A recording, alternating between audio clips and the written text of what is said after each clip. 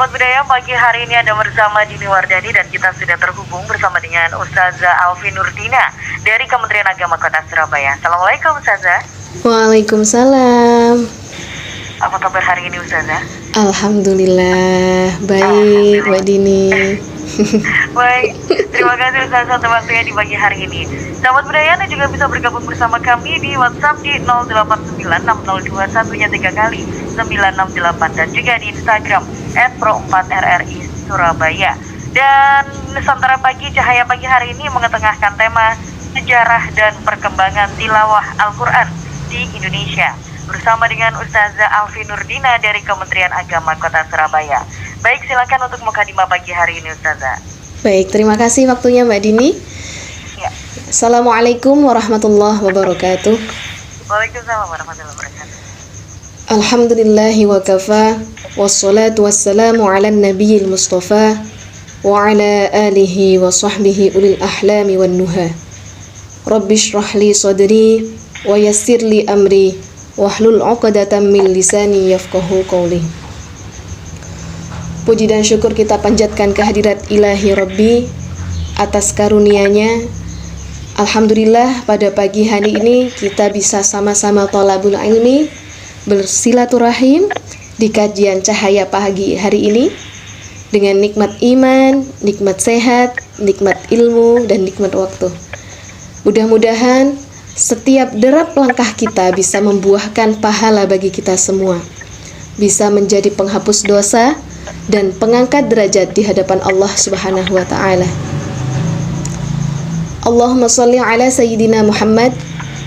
Tak lupa sholawat serta salam semoga senantiasa tercurahkan kepada Nabi kita Muhammad sallallahu alaihi wasallam, kepada keluarganya, sahabatnya, serta kepada seluruh umatnya hingga akhir zaman.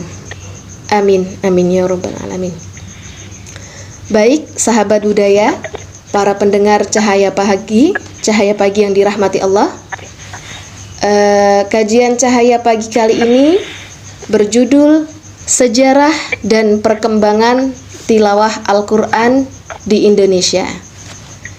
Nah, sebelum membahas lebih lanjut, mari kita bahas terlebih dahulu nih, apa yang dimaksud dengan tilawah Al-Quran. Nah, mungkin dari sahabat budaya ada yang belum memahami apa sih tilawah Al-Quran itu. Jadi, tilawah merupakan salah satu istilah dalam mempelajari ilmu Al-Quran. Secara bahasa, tilawah berarti telaah dengan makna pengkajian terhadap tafsir Al-Quran. Sedangkan menurut pemahaman yang berkembang di masyarakat, tilawah dikenal sebagai metode membaca Al-Quran menggunakan nada atau irama.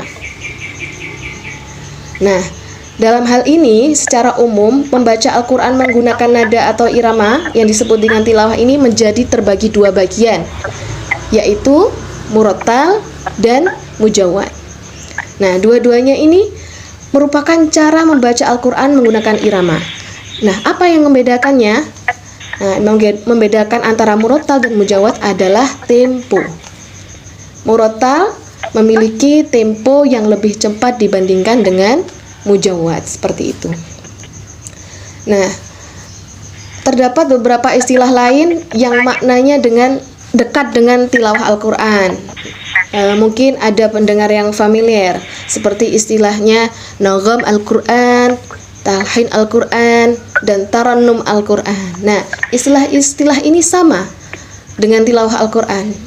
Jadi menunjukkan vokal suara yang bernada seni yang indah dan sama-sama digunakan untuk istilah dalam seni baca Al-Quran.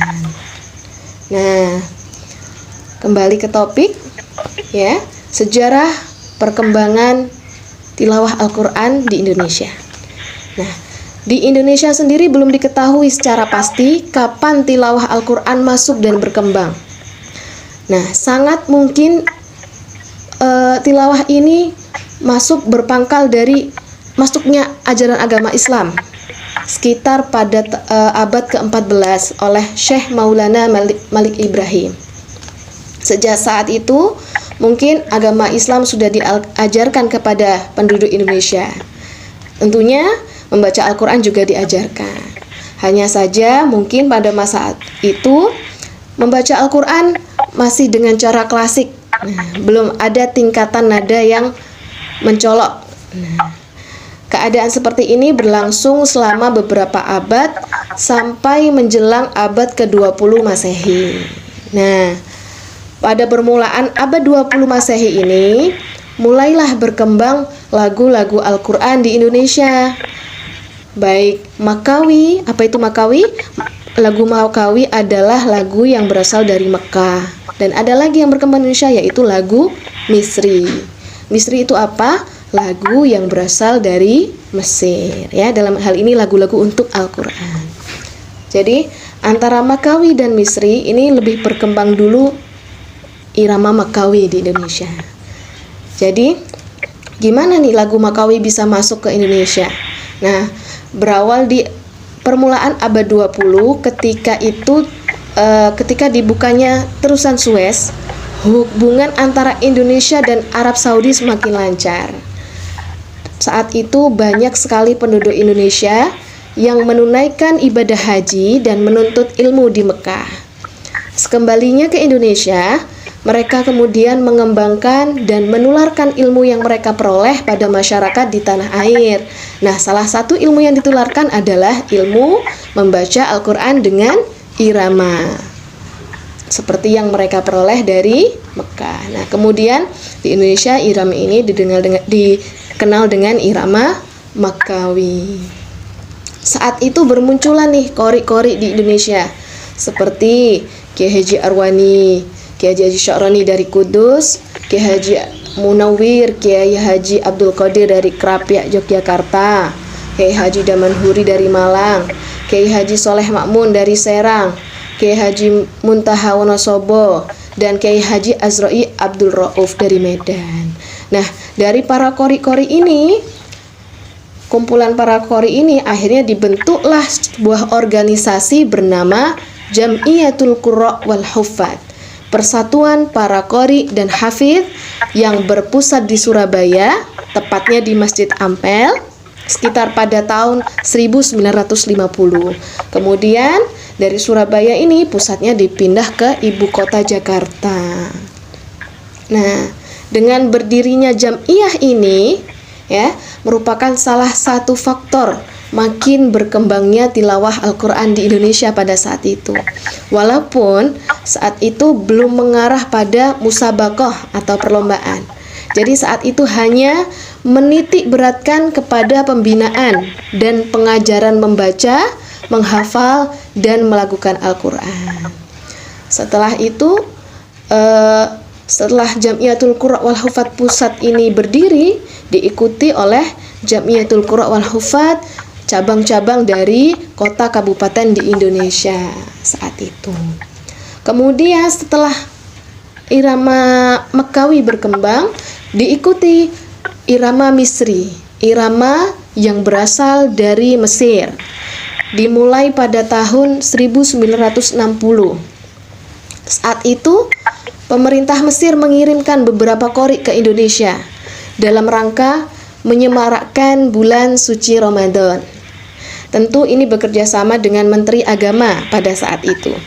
Jadi Menteri Agama itu mengusahakan supaya qori-qori dari Mesir ini bisa berkeliling ke berbagai masjid di seluruh penjuru Nusantara sejak awal Ramadan hingga menjelang Hari Raya Idul Fitri.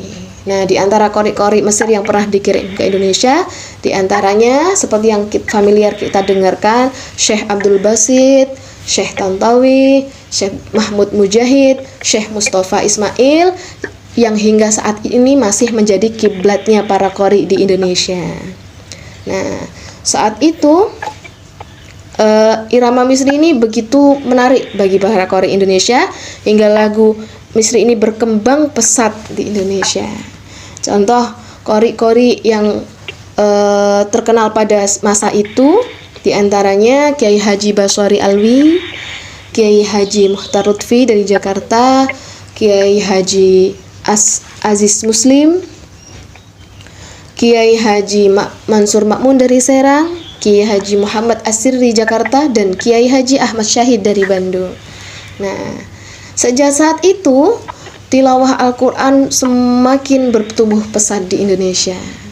Karena mungkin sejak tumbuhnya irama misri di Indonesia ini, kemudian semangat para qurra di Indonesia itu luar biasa, hingga mendapat respon resmi dari pemerintah.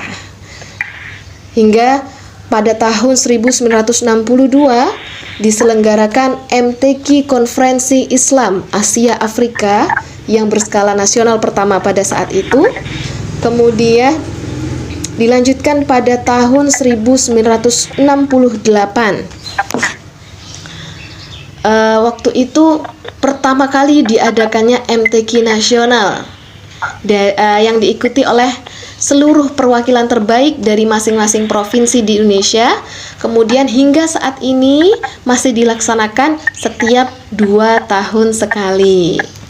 Nah, dengan adanya MTQ nasional ini, tentunya sebelum mengikuti MTQ nasional, tiap provinsi akan mengadakan MTQ tingkat provinsi, bahkan dari tingkat kota kabupaten, untuk mendapatkan peserta terbaik dari daerahnya. Nah, secara tidak langsung dengan adanya MTQ ini, akhirnya tumbuh semangat belajar dari para qori-qori dari sejak kecil hingga mereka bisa tumbuh dewasa dengan bacaan Al-Quran yang berkualitas.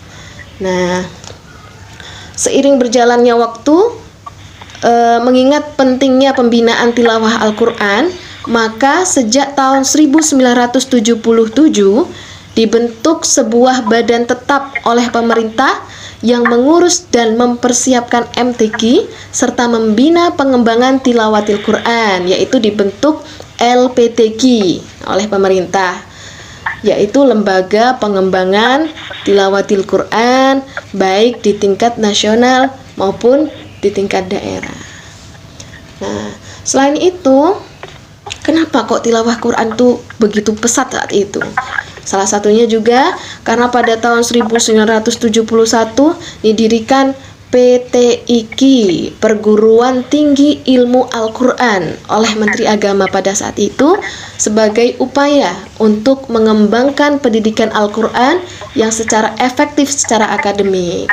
Nah, jika PTIQ ini dikhususkan untuk putra, disusul kemudian pada tahun 1977, 6 tahun kemudian, didirikan IIQ, Institut Ilmu Al-Quran di Jakarta, yang dikhususkan untuk putri. Tentu dengan adanya PTIQ dan IIQ ini memiliki andil besar dalam perkembangan tilawah Al-Quran di Indonesia. Dan mahasiswa-mahasiswinya mewarnai setiap MTQ, baik yang diadakan oleh pemerintahan maupun swasta. Begitu. Hingga kemudian sejak saat itu hingga saat ini bermunculan nih qori-qori'ah dari berbagai daerah di Indonesia yang mampu bersaing di kancah internasional mengharumkan nama Indonesia. Begitu Mbak Dini. Mungkin cukup sekian awalan kajian pagi hari ini. Untuk berikutnya mungkin bisa dilanjut sesi tanya jawab Mbak Dini. Baik. Ya. Terima kasih untuk ilmunya pagi hari ini Ustazah. Untuk mukadimah pagi hari ini ditahan dulu karena kita akan jeda satu komposisi lagu. Berikutnya nanti kita akan masuk ke sesi tanya jawab.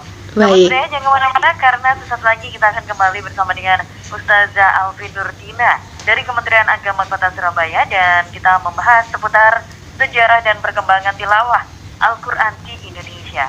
Sesaat lagi. Di hari ini Anda masih bersama Dini Wardani dan kita masih terhubung bersama dengan Ustazah Alfi Nurdina dari Kementerian Agama Kota Surabaya. Dan pagi hari ini masih membahas seputar sejarah dan perkembangan tilawah Al-Quran di Indonesia. Ustazah, ini ada pertanyaan ya dari Ibu Rosita. Assalamualaikum warahmatullahi wabarakatuh. Ustazah, saya mau menanyakan, kalau berbicara tentang tilawah Al-Quran, apa sih Ustazah keutamaannya jika dibandingkan dengan mengaji biasa? Kemudian pertanyaan saya yang kedua adalah, berapa lama untuk belajar tilawah Al-Quran? Matur nuwun Ustazah. Assalamualaikum warahmatullahi wabarakatuh. Baik, matur nuwun Ibu Rosita untuk pertanyaannya pagi hari ini.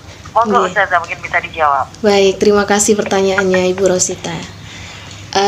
Tadi pertama keutamaan membaca tilawah Al-Quran, begitu ya Mbak Dini ya? Dibandingkan dengan membaca Al-Quran biasa. Baik. Jadi saya mulai dengan pernyataan Allah dalam surat Al-Muzammil ayat 4. Warattilil Qur'ana tartila. Bacalah Al-Quran itu dengan setartil-tartilnya. Nah, yang dimaksud tartil ini apa? Nah, yang dimaksud tartil menurut sahabat Sayyidina Ali adalah tajwidul huruf wa ma'rifatul wukuf. Jadi membaguskan huruf-huruf dan mengerti mengenai berhentinya bacaan. Begitu. Jadi dari sini jelas bahwa tanpa menjaga keindahan bacaan huruf-huruf Al-Quran akan besar kemungkinan merusak makna ayat yang dibaca. Nah, dalam di dalil yang lain disebutkan dalam hadis yang diriwayatkan oleh Ad-Darimi, Nabi Muhammad SAW bersabda, Zayyinul Qur'an bi aswatikum fa inna sautal hasan yazidul Qur'ana husnan. Yang artinya, hiasilah Al-Quran dengan suaramu, karena suara yang merdu akan menambah keindahan Al-Quran. Seperti itu. Nah, dari surat Al-Muzammil dan hadis Nabi tadi dapat disimpulkan bahwa membaca Al-Quran dengan irama, itu yang disebut dengan tilawah Al-Quran, itu memang sangat dianjurkan, ya. Karena dengan membaca dengan tilawah Al-Quran dengan irama itu akan menambah keindahan Al-Quran. Nih, saya ibaratkan nih ya, apa sih bedanya dengan pakai tilawah dengan lagu dengan tanpa lagu? Ibarat nih kita bikin baju nih ya, Mbak Dini, kita bikin baju. Ibarat kita membaca Al-Quran tanpa irama, itu ibarat baju ini dengan kain yang polos begitu. Nggih. Tidak ada payetnya, tidak ada bordirnya, seperti itu ya. Nah, namun ketika kita membaca Al-Quran dengan irama yang disesuaikan dengan maknanya, itu akan memperindah, akan semakin membuat hati pendengar itu terbawa, memahami apa makna yang dimaksud begitu. Ibarat baju itu ada hiasannya, ada payetnya, ada bordingnya. Tentu orang akan memilih yang lebih indah, kan begitu. Nah, tadi dari dua dalil tersebut disimpulkan bahwa melakukan Al-Quran itu berarti memang dianjurkan. Namun dalam melakukan Al-Quran itu tidak boleh terlepas dari ilmu dan adab membaca Al-Quran. Begitu Mbak Dini. Jadi nggak boleh nih mendahulukan lagunya tapi ilmunya keteteran. Ilmu apa itu? Ilmu tajwid. Nah, dari ilmu tajwid itu akan dijumpai beberapa bacaan yang mengandung mat, mengandung dengung seperti gunnah, ikhfa, iklab, idgham, dan tentunya panjang pendek dengung itu ada ukurannya, berapa ketukan, berapa misalnya seperti majais itu 5 ketukan. Nah, lagu itu tidak boleh merubah aturan itu, seperti itu. Jadi menurut Imam Al-Karmani mengatakan bahwa membaguskan suara dalam membaca Al-Quran itu hukumnya sunnah sepanjang tidak menyalahi kaidah tajwid. Dan disampaikan juga oleh Imam Ibnu Al-Jazari bahwa bacaan Al-Quran yang dapat memukau pendengarnya dan dapat melunakkan hati pendengarnya adalah bacaan Al-Quran yang paling baik, namun harus disertai dengan tajwid. Jika nih ya, lagunya merdu, bagus sekali, meliuk-liuk, tapi tidak memperhatikan ahkamul huruf, makharijul huruf, dan sifatul huruf, maka hukumnya adalah haram. Begitu Mbak Dini. Jadi yang diutamakan adalah mematuhi ilmunya, mematuhi tajwidnya tadi. Bagaimana hak-hak huruf itu dapat dipenuhi itu lebih utama. Nah, kalau melakukan Al-Quran itu hukumnya sunnah Mbak Dini. Jadi ibaratnya mendapat nilai plus, mendapat poin plus begitu Mbak Dini. Itu keutamaannya membaca Al-Quran dengan tilawah Al-Quran. Kemudian yang kedua tadi apa Mbak Dini, saya lupa. Berapa lama waktu yang dibutuhkan untuk belajar tilawah Ustazah? Oh iya, berapa lama? Berapa lama? Tentunya setiap individu mempunyai kemampuan yang berbeda-beda ya Mbak Dini. Ada orang yang mungkin cerdas begitu ya. Tapi menuntut ilmu itu tidak hanya faktor kecerdasan. Bisa ditentukan dengan keistiqomahannya juga.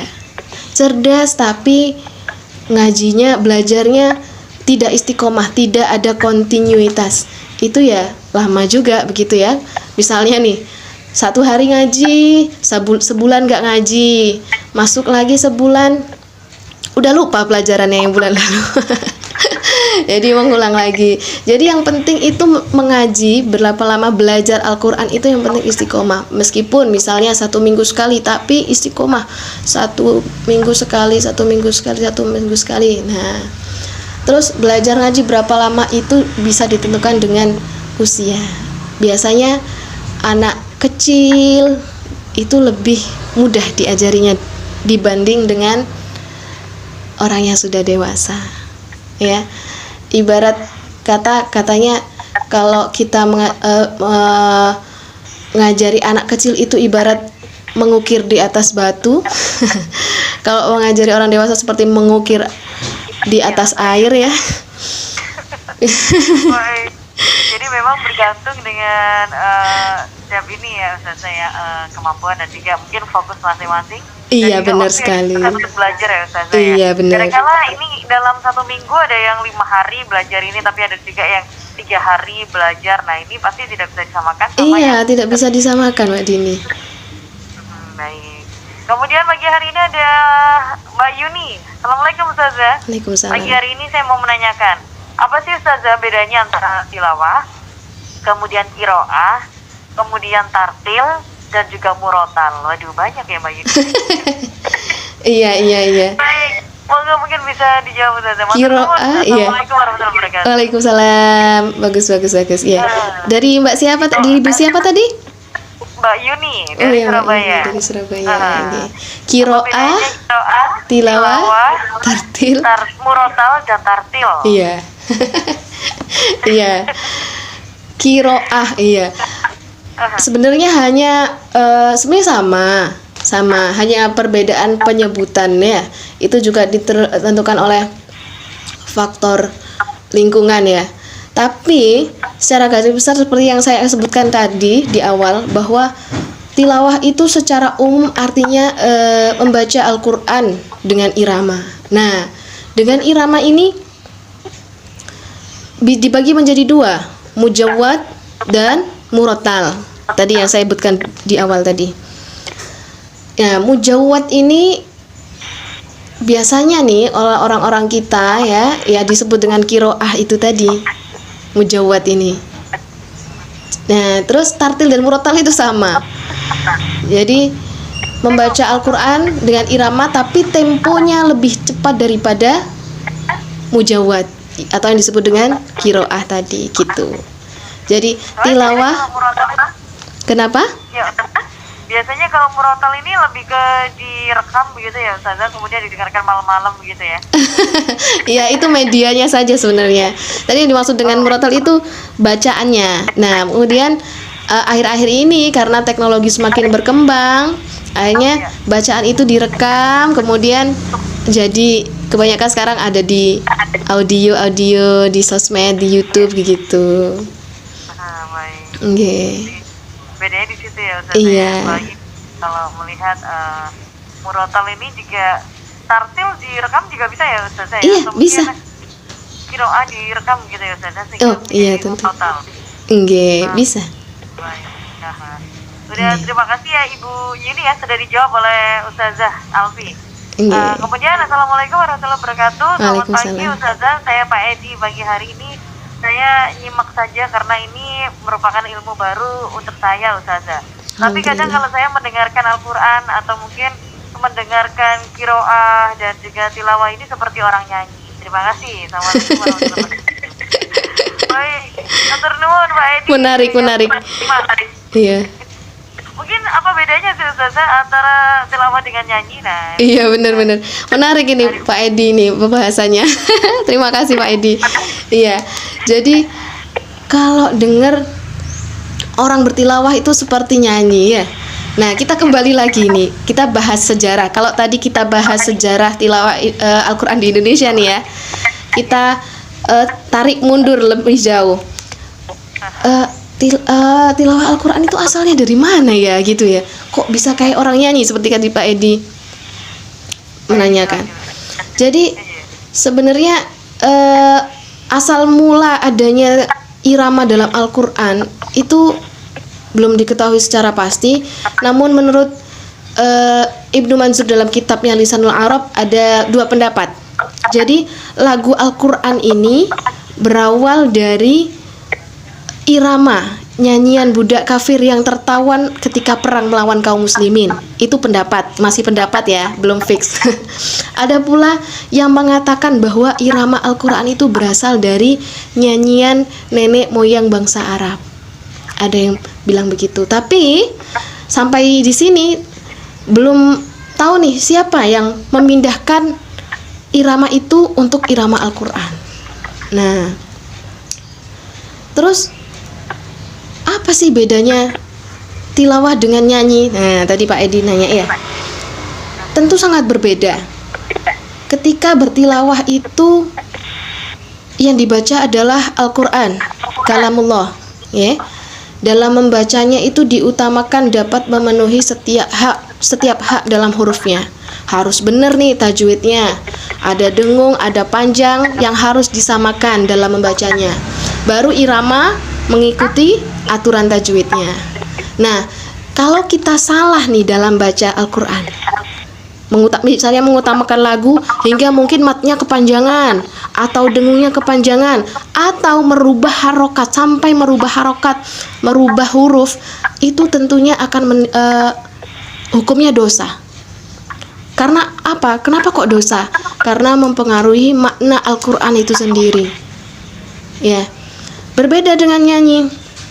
Kalau nyanyi mungkin cukup diperlukan kejelasan dalam menyebutkan kata atau kalimat atau disebut dengan artikulasi. Jadi tidak ada aturan khusus seperti tajwid. Jika salah juga nggak akan dosa begitu ya. Itu dari segi aturannya. Nah, ini dari segi tekniknya, teknik bertilawah dan teknik menyanyi. Nah, kalau dalam bertilawah ada pengendalian lagu, ada yang namanya tangga nada dan ada variasi. Nah, tentu dalam bertilawah ini tidak boleh menggunakan sembarang lagu. Misalnya, itu lagu dangdut kok enak ya. Coba deh saya baca Al-Qur'an pakai lagu dangdut itu. Nah, itu nggak boleh. Nah, jadi membaca Al-Qur'an tuh harus ada aturannya, ada lagunya yang disebut dengan maqamat arabiyah. Jadi membaca Al-Qur'an itu harus menggunakan irama Arab yang sudah ada aturannya. Begitu. Kemudian seorang qori itu harus mampu membawa tingkatan nada dari tingkat dasar sampai semakin tinggi dengan suara yang sempurna. Tidak seperti nyanyi nih. Kalau nyanyi nih Mbak Dini, misalnya ini nada tinggi pakai suara falsetto gitu ya. Nah, kalau tilawah Al-Qur'an nggak boleh. Harus pakai suara utuh sampai tingkatan tertinggi pakai suara yang utuh seperti itu. Iya. Jadi memang ada beberapa aturan yang harus dipatuhi juga ya. Benar sekali. Tilawah dan juga murotal mungkin ya, dan juga apa ya Ustazah? Kalau bisa dibilang kiroah gitu ya. Iya. Jadi beda ya Pak Edi, ini menarik sekali gitu ya. Apa sih bedanya kadang kita mendengarkan orang bertilawah ini seperti orang nyanyi, tapi justru dengan seperti itu ya Ustazah ya, ini banyak sekali mu'alaf begitu ya, orang yang masuk ke agama Islam atau mungkin orang Islam sendiri yang tertarik untuk belajar Al-Qur'an memang dari keindahan bahasa dan juga keindahan ayat suci yang dilantunkan. Benar sekali Mbak Dini. Jadi sesuatu yang enak didengar, Benar. ya membukakan pintu hati kita Para semuanya. pendengarnya. Salah satunya kalau kita simak cerita dari Salman Al Farisi ya Ustazah ya. Iya. Masuk Islam ini juga karena mendengar lantunan ayat suci Al-Quran. Kemudian Umar bin Khattab juga mendengar lantunan ayat suci Al-Quran. Iya. Mungkin yang dibacakan dengan indah begitu ya Ustazah ya. Iya. Dan banyak sekali masyarakat yang juga karena telah mendengar lantunan ayat suci Al-Quran sehingga mereka juga masuk ke Islam.